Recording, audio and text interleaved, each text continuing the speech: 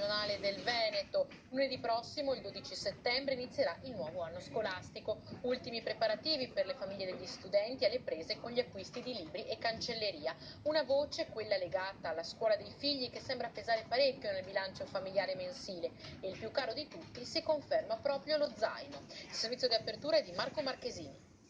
Per quanto riguarda il corredo dei materiali di cancelleria, lo zaino è quello che incide di più sulla cifra. Si va da un minimo di un 40 euro fino a oltre i 130 euro.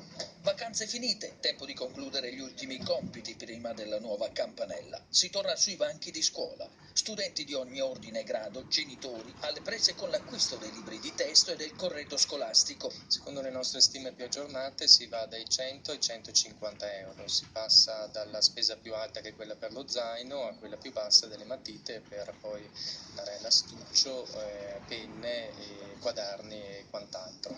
Cartolibrerie prese d'assalto. Dagli zaini agli astucci, alle matite, deve esserci tutto. Certo, deve esserci tutto, se no si deve correre nei magazzini a recuperare quello che manca, ed è quello il grosso della fatica, cioè quello di riuscire a seguire da un lato la vendita e dall'altro i rifornimenti. Alicof Commercio e Adiconsum invitano a osservare utili regole per un acquisto orientato non solo in base al prezzo, ma anche alla qualità del prodotto. A cosa chiedono in particolare?